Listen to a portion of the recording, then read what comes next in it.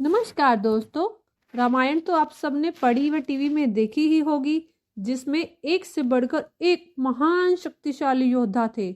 आज हम आपको रामायण के उस योद्धा से अवगत कराएंगे जिसको प्रभु श्री राम खुद भी नहीं मार सकते थे।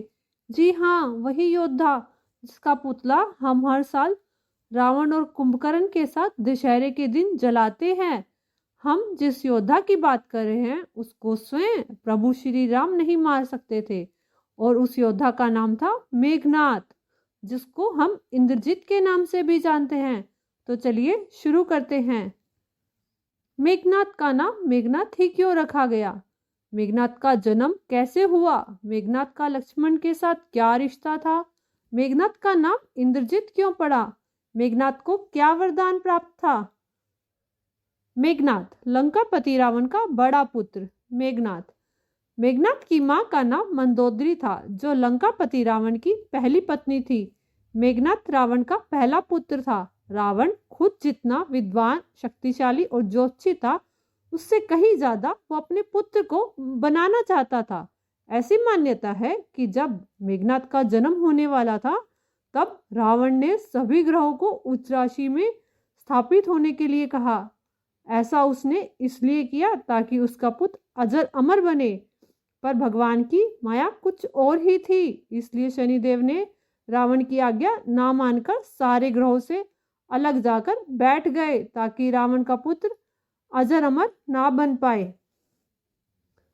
हमारे ग्रंथों में इस बात का वर्णन किया गया है। जब मेघनाथ का जन्म हुआ तो वह सामान्य बालकों की तरह रोया नहीं, बल्कि बादलों के गरजने की आवाज सुनाई दी, जिस कारण उसका नाम मेघनाथ रखा गया।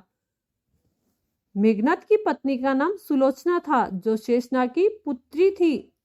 ऐसी मान्यता है, शेषनाग जी ने अपनी पुत्री को देवराज इंद्र से विवाह करने का प्रस्ताव दिया।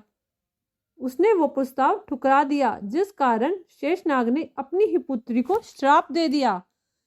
जा, मेरे ही हाथों तेरे पति का वध होगा। आगे चलकर सुलोचना का विवाह रावण के बड़े बेटे मेघनाथ के साथ हुआ, और जिस पर भगवान विष्णु विराजमान होते हैं वो लक्ष्मण के अवतार में प्रकट हुए। मेघनाथ ने अपनी युवा अवस्था में ही दैत्य गुरु शुक्राचार्य से अनेक विद्याएं हासिल कर ली थी। उसके बाद मेघनाथ ने त्रिदेव मतलब ब्रह्मा, विष्णु, शंकर, इन तीनों देवों से शक्तियां प्राप्त करी और दिव्य अस्त्र प्राप्त कर लिए। और वो अस्त्र थे ब्रह्मास्त्र, वैष्णवास्त्र और पशुपति अस्त्र। मेघनाथ ही एकमात्र ऐसा योद्धा था जिसने तीनों देवों से शक्तियां प्राप्त की, और ये तीनों अस्त्र जो आज तक कोई नहीं प्राप्त कर पाया, ये प्राप्त किए। जी हाँ, इसलिए मेघनाथ को पूरे ब्रह्मांड में शक्तिशाली कहलाया गया। एक बार लंकापति रावण ने स्वर्ग पर भी अपना अधिकार जमाने के लिए देवताओं पर आक्रमण कर दिया। मेघनाथ एक आज्ञाकारी पुत्र था। उसका अपने पिता रावण के साथ गहरा संबंध था।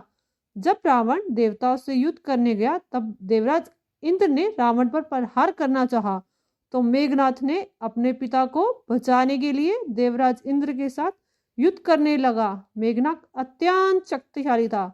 उसने अपने प्रहार से देवराज इंद्र और उसके हाथी ऐरावत पर हमला कर दिया, जिस कारण सभी देवतागण को हराने में मेघनाथ सफल रहा।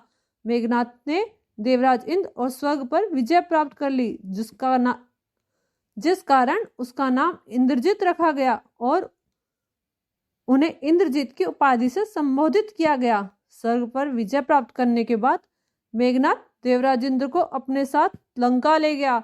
जब ब्रह्मा देवता को यह बात पता चली, तो उन्होंने मेघनाथ से निवेदन किया कि तुम देवराज इंद्र को छोड़ दो, पर वह नहीं माना।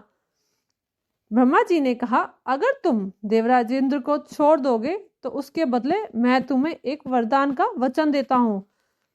तब मेघनाथ ने ब्रह्मा जी को अमृत का वरदान मांगा। ब्रह्मा जी ने कहा, मैं ये वरदान नहीं दे सकता, ये प्रकृति के खिलाफ है। इस संसार में जो भी जन्म लेता है उसको मरना ही पड़ता है, ये प्रकृति का नियम है, मैं इसका उल्लंघन नहीं कर सकता। इंद्रजीत अपनी बात पर अड़िग रहा। तब ब्रह्मा जी ने कहा, एक वरदान और दे सकता हूँ, जब तू अपनी कुल देवी निकुंभला का यज्ञ करेगा तो वह प्रसन्न होकर तुझे एक रथ देगी जिस पर बैठकर तू युद्ध करेगा। तो तुझे कोई परास्त नहीं कर पाएगा, जिससे तेरी मृत्यु नहीं होगी। पर सावधान, अगर कोई यज्ञ के बीच में आकर तेरा यज्ञ विध्वंस कर देगा, जो 12 वर्षों तक सोया नहीं होगा, उसके हाथों से तेरी मृत्यु होगी। रामायण में ऐसा योद्धा एक ही था और वो था शेषनाग अवतार लक्ष्मण जी, जो वनवास के समय 14 वर्षों तक सोए नहीं थे। वे दिन रात प्रभु श्री राम की सेवा किया करते थे। युद्ध के दौरान जब केवल रावण और मेघनाथ ही शेष बचे थे, तब 3 दिन मेघनाथ और लक्ष्मण का युद्ध हुआ, जिसमें एक दिन मेघनाथ ने प्रभु श्री राम और लक्ष्मण को नागपाश में बांध दिया। तब हनुमान जी ने गरुड़ जी को बुलाकर उनको नागपाश से मुक्त कराया और दूसरे दिन मेघनाथ ने लक्ष्मण को मूर्छित कर दिया। तब हनुमान जी ने लंका से सुशांत वैद्य को उठा लाए और द्रोणागिरी पर्वत को उठा लाए, जिसमें से संजीवनी बूटी निकालकर लक्ष्मण को दी। तीसरी बार जब लक्ष्मण और मेघनाथ का युद्ध हुआ, तब विभीषण जी के कहने पर लक्ष्मण जी ने नुकंबला देवी के मंदिर में पहुंचकर उसका सारा यज्ञ विध्वंस कर दिया, जिस कारण लक्ष्मण के हाथों मेघनाथ का अंत हुआ। मेघनाथ की शक्तियों के बारे में जितना बताया जाए उतना ही कम है। मेघनाथ अत्यंत शक्तिशाली था। आदिकाल से अब तक इसके जितना महापराक्रमी योद्धा नहीं हुआ, जिस कारण इसे अति महारथी की उपाधि भी दी गई है। उसे अपनी शक्तियों का इतना घमंड हो गया था, जिस कारण इतना ताकतवर भी मौत के घाट उतार दिया गया। मेघनाथ के जीवन से हमें यह शिक्षा मिलती है, इंसान को अपनी शक्तियों से के साथ अपनी बुद्धिमत्ता से काम लेना चाहिए। वीडियो अच्छी लगी तो वीडियो को लाइक करें और चैनल को सब्सक्राइब करें। धन्यवाद।